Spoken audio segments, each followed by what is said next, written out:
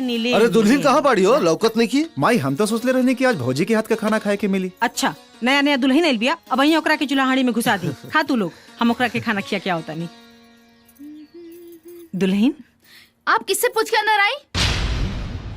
क्या आपको पता नहीं है कि किसी के भी कमरे में अंदर आने से पहले नॉक करके आना चाहिए? कहा करके आओ चाहिए दुल्हन? नॉक करके, मतलब दरवाजा खटखटा के।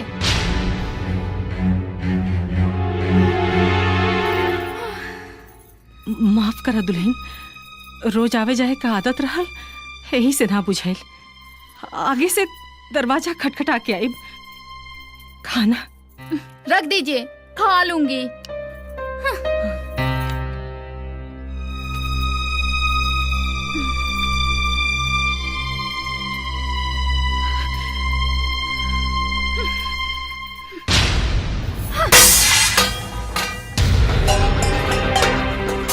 बहू ये का बदतमीजी है, और ये खाना काहे फेंक देलू? ये कोई खाना है? ऐसे खाने तो हमारे घर के कुत्ते भी नहीं खाते। भाऊजी हमने यहाँ खाना इंसान खाती बनेला। अगर तोहरा कुकुर वाला खाना पसंद बा ना तो काल से खाना कुकुरे वाला बनी, का दिक्कत बा? किशन जबान संभाल के बात कर। देखा दुल्हन, अन्न का अपमान ना कइल जाला बिटिया। तोरा के खाना पसंद नहीं के तब काली से तोरा पसंद का खाना बना देवल करब। कौनो जरूरत नहीं के अलग से खाना बनावे के। जेकरा के खाना पसंद नहीं के वो अपन खाना खुद बना ली। चाय बना तैबे न करेला तो खाना कहाँ से बनी? देखो जुबान संभाल के बात करो। मैं इस घर में इसलिए नहीं आई हूँ कि मैं तुम लोगों के लिए खाना बनाऊं। मैं किसी की नौकरानी नहीं हूँ। तुहार कहे के मतलब का बा भौजी? माई हमने खातिर खाना बनावेले ते का हमनी का नौकरानी हो गई? वो तुम्हारी क्या है ये तुम ही जानो, मुझे उससे कोई लेना देना नहीं है। भाऊजी तोहरा का हमनी के बियाह के लिए बनी सा, हमनी के भौजी कहले सा और ले बेटी कहेला। और जब तक ले रिश्ता बा तब तक ले पूरा लेना देना बा। तुम तो मुझसे बातें मत करो, मैं तो तुम्हारी शक्ल भी नहीं देखना चाहती। तू देखा चाहे मत देखा, हमरा पर कोनो विशेष फर्क पड़े वाला नहीं के। लेकिन एगो बात कान खोल के सुन ला, तू ये घर के बहू हो और बहू जैसन रहे के परी। ओ तो तुम मुझे सिखाओगे कि मुझे कैसे रहना है? सब सीखे के परी, केकरा से कैसन बात कइल जाला और कैसन व्यवहार कइल जाला। भाऊजी हम एक घर के मर्यादा के नहीं की भुलाई, ना तो हाथ उठावे हमरो आवेला। किसान ये सब क्या होता? राम अच्छा हुआ कि तुम आ गए और तुमने सब अपनी आंखों से देख लिया। देखा तुम्हारे पीठ पीछे तुम्हारे घर वाले मुझसे कैसा कैसा बर्ताव करते हैं। हे बिटिया बिटिया बात सुना, बात क्या के मत बढ़ावा। ऐसा छोट मोट बात था हर घर में होता रहेला। ये छोटी मोटी बात है, सिर्फ थप्पड़ मारना ही तो रह गया था, बाकी सब कुछ तो कर ही चुके थे आप लोग। देख किसान, ते सच सच बताओ, क्या कहली सब अपने भौजाई के साथे? हमसे का पूछा था? इनका से पूछा? अरे एकरा से का पूछी? एकरा तो एक दिन भी ना बोली घर में आइला।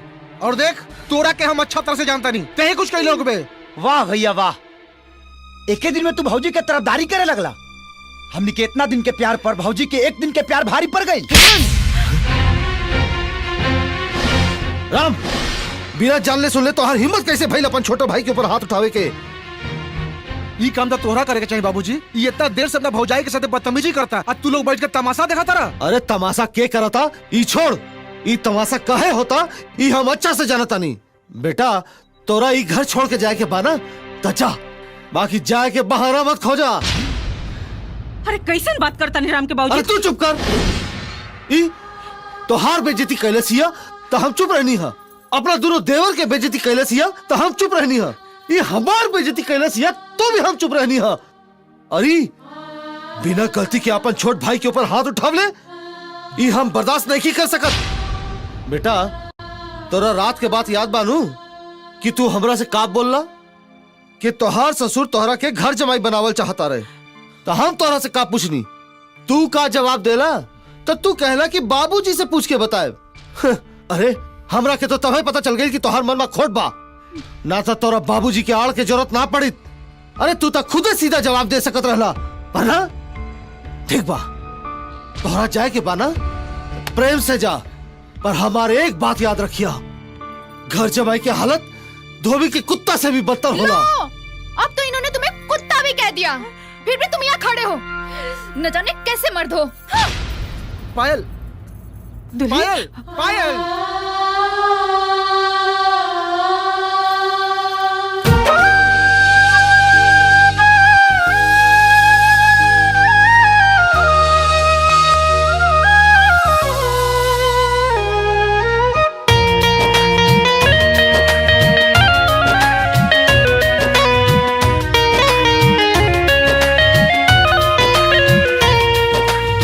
बेटा जब से आन भइल घरे आइल मेहारी मेहारी के बूझे लागल अखियां के पुतरी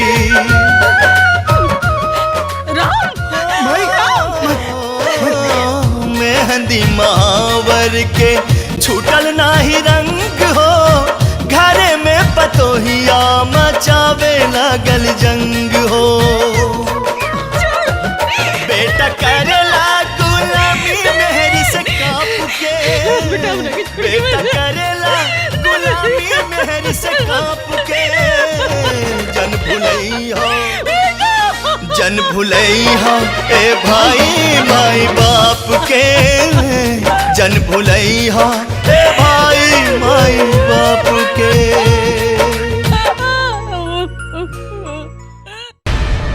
बाबूजी और माइक कहूँ बाड़ी रे बाबूजी बाबूजी चल हट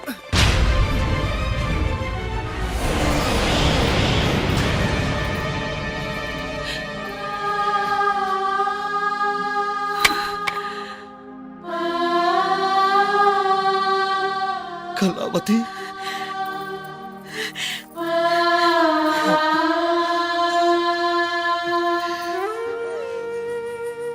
कहा रे सोना जौहन भाई तोहरा के अपना कोख से जन्म देलस वही के घर के नौकरानी बना देले। बाबूजी तू हमरा के गलत समझाता रहा। हम तो तोहर पोती के देखभाल करे खातिर माई के बुलौले रहनी बाबूजी। चुप रह अब तू हमरा के सिखाइबे। अरे जो तोर माई तीन लड़का के जन्म देके अकेला पाल पोस के सियान कैली। अरे कबू बुलौली अपना माई के और तय एगो लड़की पैदा करके गांव से अपन माई के बुला के नौकरानी बना दे।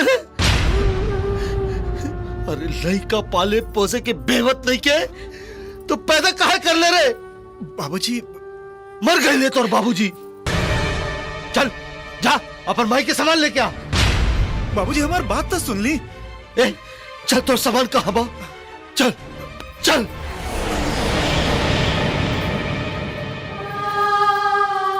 बाबूजी अपन पोती के तो देख ली। चल हट रे। बाप कौन बेटा और के कर पोती।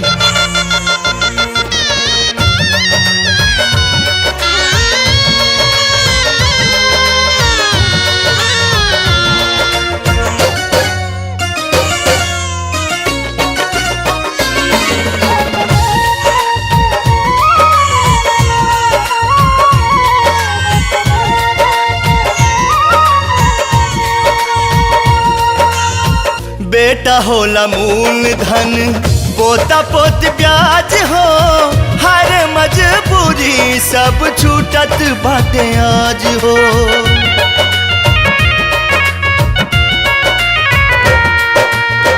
एक बेर जे अपना माई बाप के भुलैबा धरती त धरती नरक में ना जगह पैबा। जन्मो जन्म नाही माफी मिली आपके जन्मो जन्म नाही माफी मिली आपके। जन भुलई हो ए भाई माई बाप के जन भुलई हो ए भाई माई बाप के। वक्रतुण्डमहाकाय सूर्यकोटि समप्रभा निर्विघ्नं कुरु मे देव सर्वकार्येषु सर्वदा।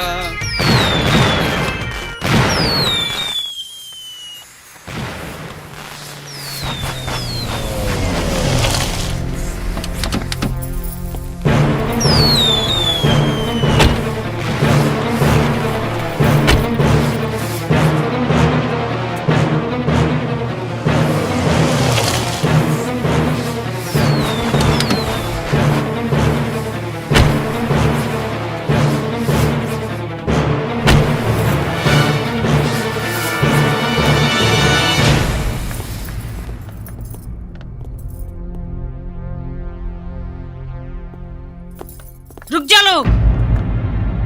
अपना बाप की जिंदगी भर का कमाई तो ले लेला, अब का लेवा आइल बड़ा लोग।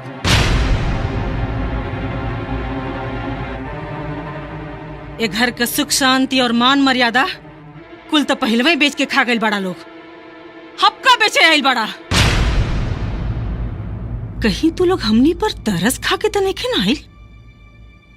तो एक बात कान खोल के सुन ला, हम अपना छोट सा परिवार में बहुत खुश बानी। इहो हो सकता कि तू लोग अपना गलती पर पछता के ये घर में वापस रहे खातिर आयल होकबा, फिर से झगड़ा करे खातिर आयल होकबा, अपना बाबूजी के दुख देके फिर से ये घर से वापस जाए खातिर आयल होकबा। तो जा, जौने गाड़ी में बैठ के आयल बड़ा लोग, जा वही गाड़ी में बैठ के यहाँ से चल जा।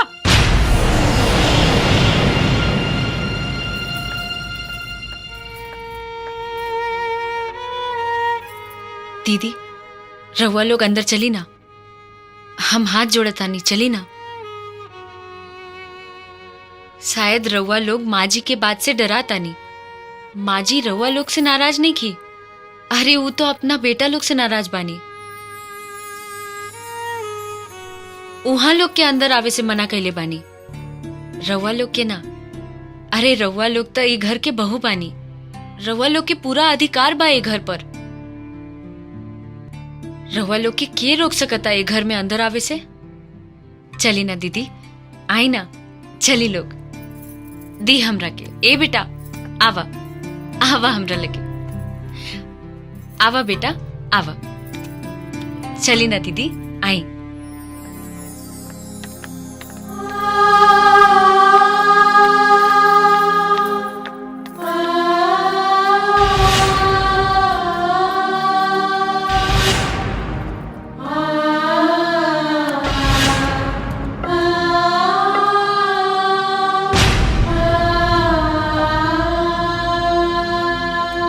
अब का तोहरा लोग इनके हाथ गोड़ जोड़ी तबे भीतर जाइबा। बाबूजी, हमने के माफ कर दी बाबूजी, हमने के माफ कर दी बाबूजी। हमने के एहसास हो गए कि माँ बाप के चरण में ही दुनिया के हर धाम और स्वर्ग बा। हाँ बाबूजी, हमने के बुझा गए कि अपना परिवार से बढ़ के दुनिया में कोनो सुख ना होला बाबूजी। हमने के माफ कर दी बाबूजी, माफ कर दी। अरे किशन के माई, पूजा पाठ के तैयारी करा, हम लइकन खातिर पड़ाका लेके आवता नहीं। का माई? लाउड स्पीकर में चिल्लाई तब तोरा सुनाई? हाँ, छोटकी के चाय देवे गए रहने।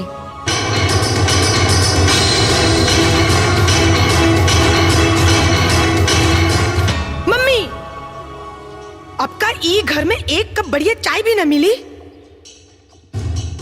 सवेरे सवेरे मूड खराब हो गई। देख ले, तोरा से को काम ढंग से नहीं किया होत। हम फिर से बना देता नहीं। कोनो जरूरत नहीं के, जैसे ते मनहूस वैसे तोर काम मनहूस।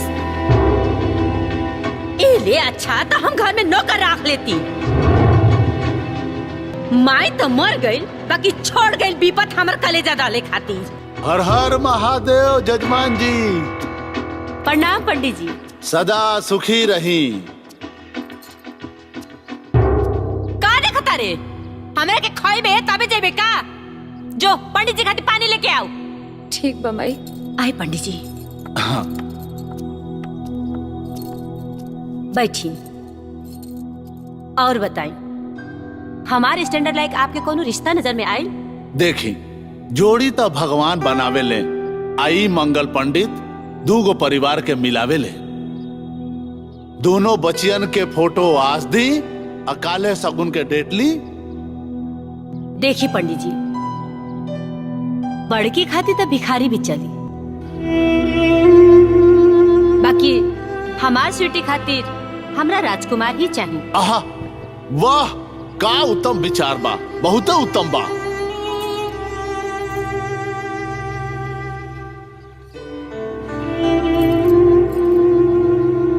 पानी का देखा तेरे मुंह? भाग यहाँ से मनहूस। पंडित जी, हाय दोनों के फोटो है। अच्छा, वाह वाह, अति सुंदर।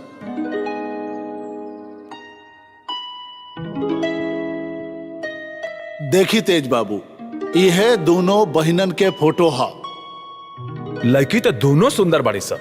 हर हर महादेव। ला तू देखा का कहतारू।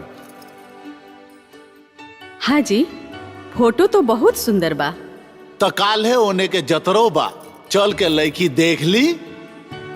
हाँ हाँ, काहे ना, काल है चल जा। हाँ हाँ, शुभ काम में देरी ना करे के चाहिए। तेज, आई माँ जी, बैठी।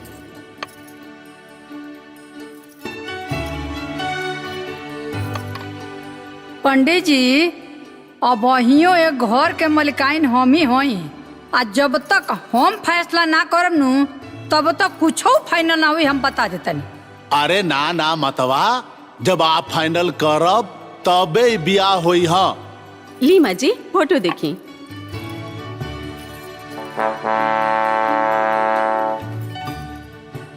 का रे, ई खाली एक कागजवा पकड़ा दिल बड़सन का? एमे तो कुछ लौकते नहीं थे। दादी, पहले चश्मा तो लगा ली। अरे हाँ रे, का कहीं।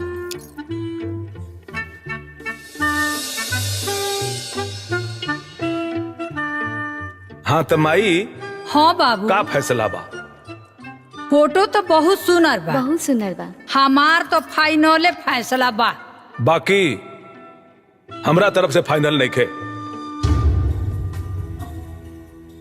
और ना नुकुर नहीं के करे के, नहीं तो बकुली देखा तारे नु, यही से इतना मार मार बता देता नहीं हो। अरे माँ जी, तो ऐसे ही बोला तानी, लड़की तो सबके पसंद दिया। तो कल है चल के लड़की देखे के प्रोग्राम बना लिहल जाए। हाँ हाँ बिल्कुल, हाँ। काल है चल के देख लिहल जा।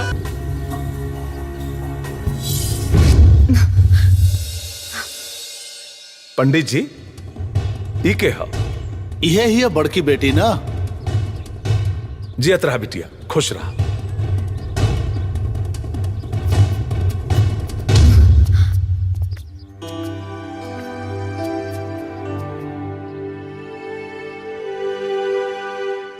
पंडित जी, ई के है? इहे के ना दोनों बेटिया है। रोवा जानता नहीं का? इनके हम कैसे भुलाए?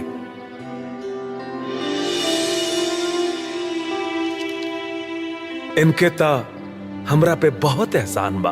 अरे पंडित जी, आई आई आई आई, बैठी। यहाँ के हैं तेज बाबू, प्रणाम। प्रणाम। जिला के नामी ठेकेदार। मान सम्मान धन दौलत में बराबर के पलड़ा। एक परिवार बा टाटा तो दोसर परिवार बा बिड़ला। हर हर महादेव। आदू परिवार के मेल तो भगवाने के खेल से होला। अब तो हम कहतानी कि देर ना करी और जल्दी से मंगलम भगवान विष्णु कर डाली। इतना जल्दबाजी ना पंडित जी, यहाँ के हमार शानो शौकत तो देखिए लेनी, दोनों बेटियनों के देख ली। ओकर कौनो जरूरत नहीं खे। रुआ बेटी के हम अपन बेटी ना समझनी, रुआ इज्जत के हम अपन इज्जत ना समझनी, तो हमरा रिश्तेदार बने के कौनो हक नहीं खे। हई ला, ई हमरा तरफ से दोनों बेटिन के आशीर्वाद हो। प्रणाम करतानी हुजूर। सरकारी बाबू, यहाँ के तेज बाबू, हमार होखे वाला समधी। समाधि। गणित बहुत अच्छा लगौली। बेटी का मालिक बेटा और खेती का मालिक बाप। और हुजूर के का मिली? के सरकारी बाबू, का बरबरातनी? अरे बरबरात नहीं की हुजूर, इनकर असलियत बतावतानी। अरे बड़का हुजूर के ऑफिस में ये गो मामूली खजांची रहल और बड़का हुजूर के दिहल 15,000 के भीख से ई खजांची से ठेकेदार बन गई। अब राउर समय इतना पातर हो गई बा कि राउर बेटी एगो नौकर के घरे का बहुरिया बनी। अरे इतना बड़ खानदान पर एगो नौकर के एहसान। सरकारी आपन औकात में रह के बात करा। तू औकात में रह। भले जूता में चाहे कतनो हीरा जड़ा रहे, ओकर जगह पैर में ही होला, कपार पे ना। माई ले दो चाय। नौकर के औकात जमीन पर बैठ के जुठन चाटे के होखेला, ना कि सोफा पे बैठ के चाय पिए के। तारा देवी, इतना घमंड ठीक नहीं खे। काहे से कि घमंड भगवान के ग्रास होला, और फिर इतिहास गवाह बा कि घमंड करे वालन के घमंड जरूर टूटेला, और तोहरो घमंड जरूर टूटी। के तूरी हमार घमंड।